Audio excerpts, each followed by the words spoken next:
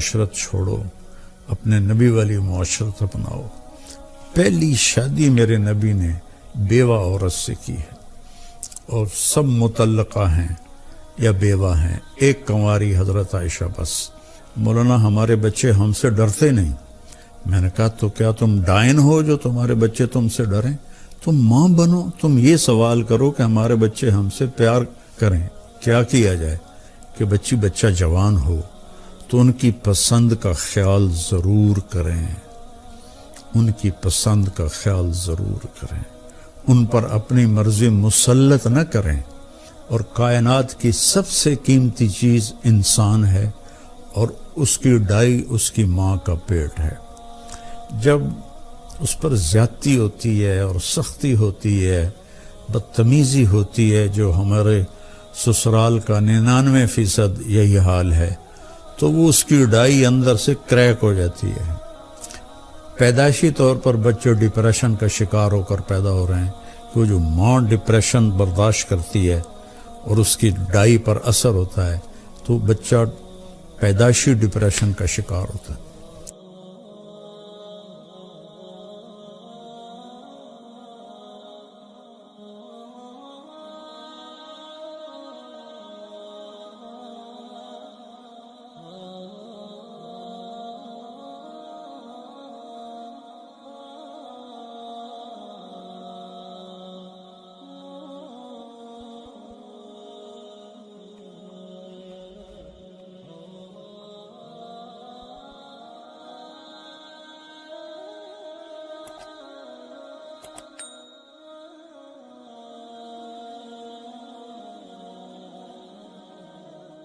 السلام علیکم ورحمۃ اللہ وبرکاتہ۔ بسم اللہ الرحمن الرحیم، والصلاة والسلام علی رسولہ الکریم وعلی آلہ وصحبہ اجمعین۔ میرے محترم بھائیوں، بہنوں، دوستوں، بزرگوں، بچوں، بچیوں، رمضان کا مبارک مہینہ چل رہا ہے، ہم اس پہ اللہ کا شکر ادا کریں، روزوں کی پابندی کریں، تراویح کا اہتمام فرمائیں، بغیر عذر کے 20 تراویح نہ چھوڑیں کہ ہر سجدے پر 1500 نیکی لکھی جاتی ہے۔ تو کتنی بڑی کمائی کر کے ہم آتے ہیں۔ آپ 8-10 پڑھ کے چلے جائیں تو کوئی گناہ نہیں کیا آپ نے، لیکن آپ نے نقصان کیا ہے کہ رمضان میں نوافل فرض کے درجے میں چلے جاتے ہیں، تو ہیں وہ نفل لیکن لکھا جا رہا ہے فرض، اور فرض سجدہ کتنا قیمتی ہے یہ آخرت میں ہی معلوم ہوگا۔ قرآن پاک کی تلاوت فرمائیں، پھر جھوٹ نہ بولیں، دھوکے بازی نہ کریں، فراڈ نہ کریں، کسی کے ساتھ بدتمیزی نہ کریں، اور اس قرآن کو سینے سے لگا کے رکھیں۔ یہ واحد کتاب ہے جو آسمان سے جیسے اتری تھی آج بھی ویسے ہی ہے، لا ریب فیہ، شک سے بالا تر ہے، کوئی اس میں تبدیلی نہیں ہوئی، کسی نے زیادتی نہیں کی، کسی نے کمی نہیں کی۔ انا نحن نزلنا الذکر وانا لہ لحافظون، ہم نے قرآن کو اتارا اور ہم اس کی حفاظت کرتے رہیں گے۔ کچھ نادان قسم کے لوگ ہیں جو کہتے ہیں یہ قرآن وہ نہیں ہے، یہ قرآن بدل گیا ہے، تو میں ان سے گزارش کروں گا کہ اس کے بارے میں ایمان بنائیں کہ یہ وہی کتاب ہے جو میرے نبی پر اتری اور آج ہمارے ہاتھوں میں ہے، اور قیامت تک رہے گی، جب اللہ اس کو کوئی بدل نہیں سکتا، گھٹا بڑھا نہیں سکتا، ہاں اس کو اٹھا لے گا۔ قیامت کے قریب ایک دن آئے گا، صبح لوگ اٹھیں گے، جب قرآن دیکھیں گے تو سب خالی ورقے ہوں گے، ایک لفظ بھی نہیں لکھا ہوا ہوگا۔ اس طرح اللہ اس کو اٹھا لے گا، چونکہ یہ اللہ کی زبان سے نکلا ہوا کلام ہے، اسے کوئی بدل نہیں سکتا۔ تورات اللہ نے لکھوائی، بولی نہیں، زبور اللہ نے لکھوائی، اپنی زبان سے نہیں بولی، انجیل اللہ نے لکھوائی، اپنی زبان سے نہیں بولی، اس لیے وہ ساری تبدیل ہو گئیں، اور یہ اللہ کی زبان سے نکلا ہے، اسے کوئی نہیں بدل سکتا۔ لا یاتیہ الباطل من بین یدیہ من خلفہ، اس کے اندر کوئی ملاوٹ نہیں کر سکتا، نہ کوئی جھوٹ ملا سکتا ہے، نہ جھوٹ مل سکتا ہے۔ تو میں دو لفظ پر آج پہلے بات کروں گا کہ روزے کا بیان چل رہا ہے، تو روزے میں اللہ تعالیٰ ایک جگہ فرماتا ہے ہن لباس لکم وانتم لباس لہن، کہ تمہاری بیویاں تمہارے لباس ہیں، اور عورتوں سے کہتا ہے تمہارے خاوند تمہارے لباس ہیں۔ یہ تشبیہ پورے قرآن میں کسی رشتے کی اللہ نے نہیں دی جو خاوند اور بیوی کی اللہ تعالیٰ نے تشبیہ۔ خاوند اور بیوی کا رشتہ کتنا ضروری ہے۔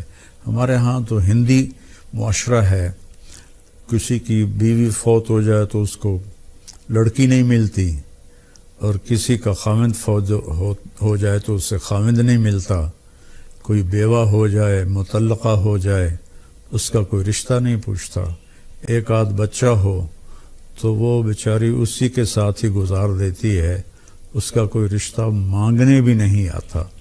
میں چاٹ گیا تھا، وہاں میں نے معاشرت دیکھی کہ 8 بچوں کی ماں کو بھی طلاق ہو جائے تو عدت کے بعد فوراً اس کی شادی ہو جاتی، اور جو خامد ہوتا ہے وہ 8 بچوں کو سنبھال لیتا ہے۔ حالانکہ غریب ملک ہے بالکل، اور یہاں سب کچھ ہے، لیکن کہیں کبھی کسی بیوہ کی شادی ہو، اس کے ساتھ بچے ہو تو کہیں جی اسی بچہ نہیں لینا، اسی بچی نہیں لینی۔ اللہ کے واسطے یہ ہندی معاشرت چھوڑو، اپنے نبی والی معاشرت اپناؤ۔ پہلی شادی میرے نبی نے بیوہ عورت سے کی ہے، اور سب مطلقہ ہیں یا بیوہ ہیں، ایک کنواری حضرت عائشہ بس۔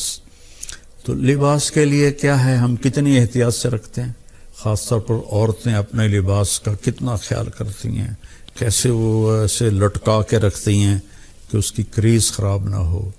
مرد اپنے لباس کا کیسے خیال کرتے ہیں کہ اس کو لٹکا کے رکھتے ہیں، کریز خراب نہ ہو، پھر جب پہن لیتے ہیں ایسے ویسے دیکھتے ہیں میں کیسا لگ رہا ہوں۔ تو آپ کو کتنا ہی غصہ آیا ہو، کبھی آپ نے اپنا گریبان پھاڑا ہے؟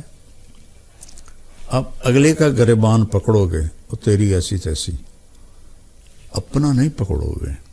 تو اگر آپ اپنی بیوی کو بے عزت کر رہے ہیں تو آپ نے اپنا کرتا پھاڑ دیا ہے۔ کوئی آپ کو عقل مند کہے گا؟ آپ اتنی حفاظت کرتے ہیں کہ کھانا کھانے سے پہلے اوپر رومال بچھاتے ہیں، ہوٹلوں میں بھی ملتا ہے، اب گھروں میں بھی ہوتا ہے، کہ تاکہ کھانے کے کوئی ذرات یا سالن کا کوئی قطرہ وہ کرتے پر پڑ نہ جائے۔ اتنی احتیاط کرتے ہیں۔ اتنی سی احتیاط آپ کر لیں اپنی بیوی کی اور بیوی اپنے خاوند کی، کہ ایک دوسرے کو برداشت کر لیں۔ جو اللہ کی قسم کھا کے کہتا ہوں، ضد چھوڑنے میں اور جھک جانے میں ساری کامیابیاں اور عزتیں چھپی ہوئی ہیں۔ میرے ساتھ اللہ نے شہرت کا عجب معاملہ کیا تو مجھے بہت مسائل کا سامنا کرنا پڑا، تو اللہ تعالیٰ نے مجھے ان 2 چیزوں کی توفیق عطا فرمائی۔ میں ضد کے آگے ہار مان جاتا تھا، پیچھے ہٹ جاتا تھا، اگلے کی پوری کر دیتا تھا، اور جتنا بھی مجھے اوپر کچھ ہوا میں سر نیچے جھکا کے رکھا۔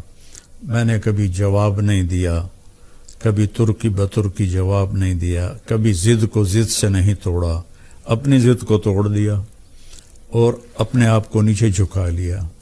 تو میرے مالک نے میرے اوپر کتنا کرم کیا، میں کیسے بیان کروں کہ میرے قیامت تک زندگی لے کر رہوں اور سجدے میں پڑا رہوں تو میں اللہ کی اس نعمت کا شکر ادا نہیں کر سکتا۔ آج میں آپ سے مخاطب ہوں اور اللہ میری بات کو پوری دنیا میں پھیلا رہا ہے۔ اللہ کے واسطے ضد چھوڑ دے، اگلے کی ضد مان لیں، حتیٰ کہ بچہ بھی ضد کرے نا تو اس کی ضد مان لیں۔ مائیں اس کی پٹائی شروع کر دیتی ہیں، وہیں سے نفرت کے بیج آپ ان کے اندر بو دیتے ہیں۔ ایک جگہ میں تھا تو خواتین جمع تھی تو کہنے لگی مولانا ہمارے بچے ہم سے ڈرتے نہیں. میں نے کہا تو کیا تم ڈائن ہو جو تمہارے بچے تم سے ڈریں؟ تم ماں بنو، تم یہ سوال کرو کہ ہمارے بچے ہم سے پیار کریں، کیا کیا جائے؟ یہ بھی کوئی سوال ہے کہ ہمارے بچے ہم سے ڈرتے نہیں؟ ڈرانا نہیں ہے، قریب کرنا ہے.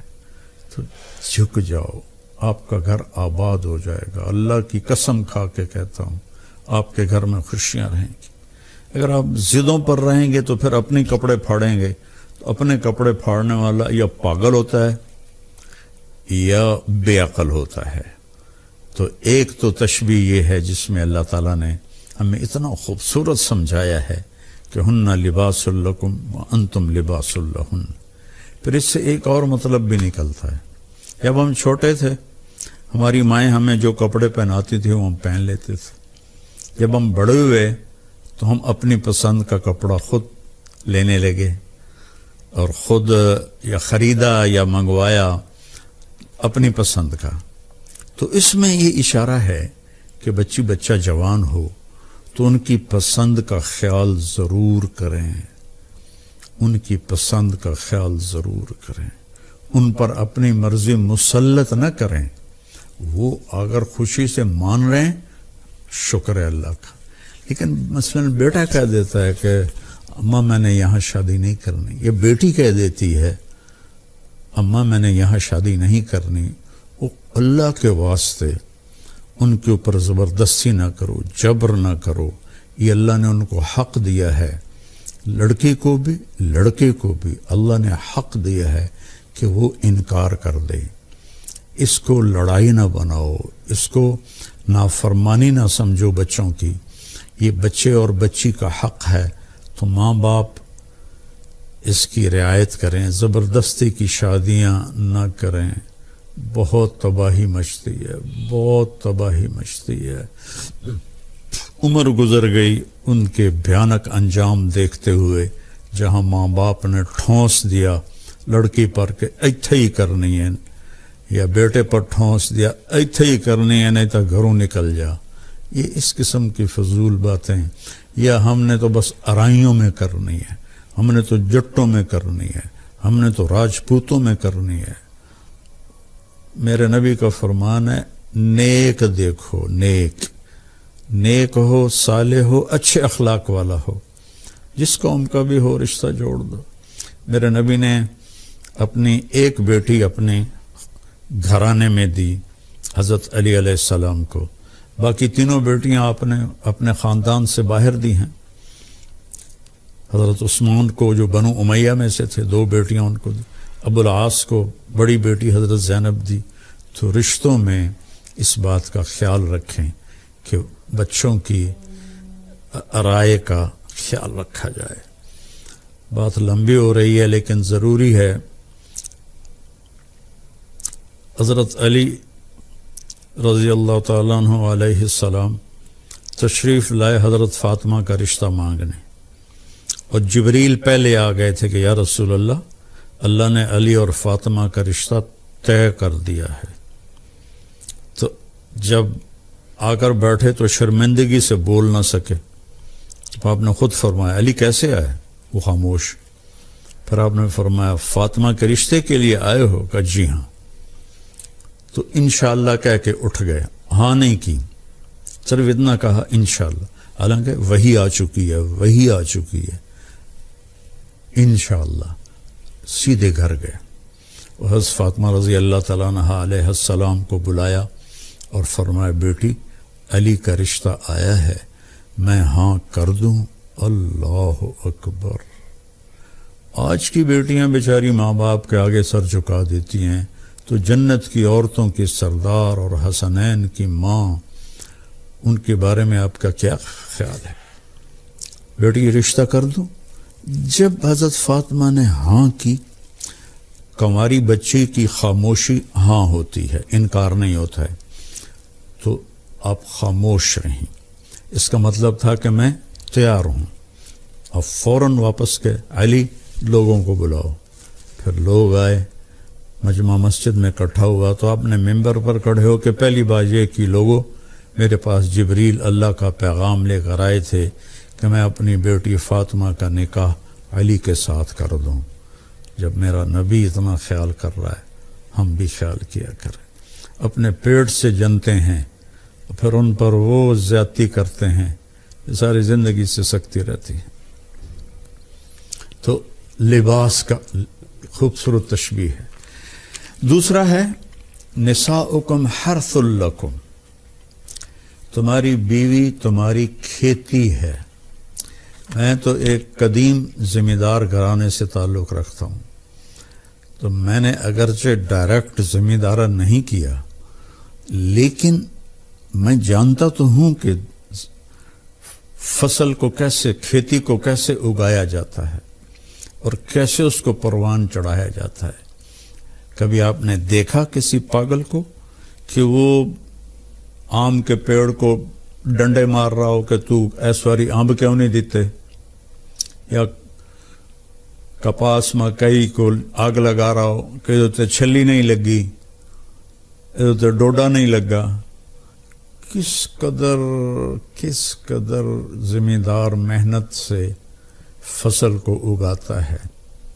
اور پھر اس میں میاں بیوی میں کھٹبڑ تو ہوتی ہے، یہ جنت میں جا کے ہوگا ٹھیک، یہاں رہے گی، یہاں کھٹبٹ رہے گی، اس لیے جھکنا ہے، ایسا نہیں کرنا، ایسے کرنا ہے. تو اس میں گندی بوٹیاں پیدا ہو جاتی ہیں. تو ان گندی بوٹیوں کو نکالنے کے لیے ٹریکٹر کے الگ پتلے ٹائر ہم لگاتے ہیں تاکہ جو کھیتی ہے اس پر ٹائر چڑھ نہ جائے. تو پتلے سے ٹائر ہوتے ہیں اور پیچھے پتلے باریک حل ہوتے ہیں جو صرف جڑی بوٹیوں کو آرام سے نکال کے باہر پھینک دیتے ہیں. اور جو دو پودوں کے بیچ میں ہوتی ہیں وہ ہم مزدور لے کر وہ کھرپی سے اس کو نکلوا دیتے ہیں. تو یہاں بھی کیا خوبصورت تشبیہ ہے. کھیتی کو پیار سے اگایا جاتا ہے، پرورش کی جاتی ہے. یہ سردیاں آئیں تو آم کے درختوں کو جو چھوٹے تھے سب نے ڈھانپ دیا کہ سردی کی وجہ سے یہ جل نہ جائیں. پانی وقت پہ دو، کھاد دو، خشک شاخیں کاٹو، سپرے کرو. ابھی ہمارے گھر میں ایک ہمارے باپ کے ہاتھ کا لگا ہوا آم کھڑا ہوا ہے 1964 کا، تو وہ جا کے ستمبر اکتوبر میں پھلتا ہے. تو وہ اس کی شاخیں بہت ہو گئی تھیں خراب، تو ہم نے مالی کو بلا کر وہ ساری کٹوائیں کہ تاکہ نئی شاخیں پیدا ہوں اور دوبارہ یہ پودا پھل دے. تو جس طرح کھیتی کو آپ کے گھروں میں پھلواڑی ہوگی، پھول ہوگا یا کوئی پودا ہوگا گملے میں ہوگا، آپ کتنا خیال کرتے ہیں. ایسا اتنا خیال آپ اپنی بیوی کا کر لیں. یہاں تو صرف مرد کو ہی اللہ حکم دے رہا ہے، یہاں عورت کو نہیں دے رہا، مرد کو کہہ رہا ہے اس کو کھیتی کی طرح پالو کہ اسی نے تو پھل دینا ہے، اسی پر تم زیادتیاں کرو. سب سے جتنی کوئی چیز قیمتی ہوتی ہے اس کی ڈائی اس سے بھی زیادہ قیمتی ہوتی ہے کہ اس میں ذرا بھی خراش آ جائے تو وہ خراش اس چیز پہ پڑتی ہے. مرسڈیز کی ڈائی کتنی قیمتی ہوگی، اس پہ خراش ہوگی تو مرسڈیز پہ خراش آ جائے گی. کوئی بھی موٹر ہو خراش آ جائے، فوراً ڈائی کو توڑ کے نئی ڈائی لگاتے ہیں. اور کائنات کی سب سے قیمتی چیز انسان ہے اور اس کی ڈائی اس کی ماں کا پیٹ ہے. جب اس پر زیادتی ہوتی ہے اور سختی ہوتی ہے، بدتمیزی ہوتی ہے، جو ہمارے سسرال کا 99% یہی حال ہے، تو وہ اس کی ڈائی اندر سے کریک ہو جاتی ہے. پیدائشی طور پر بچے ڈپریشن کا شکار ہو کر پیدا ہو رہے ہیں کہ وہ جو ماں ڈپریشن برداشت کرتی ہے اور اس کی ڈائی پر اثر ہوتا ہے تو بچہ پیدائشی ڈپریشن کا شکار ہوتا ہے.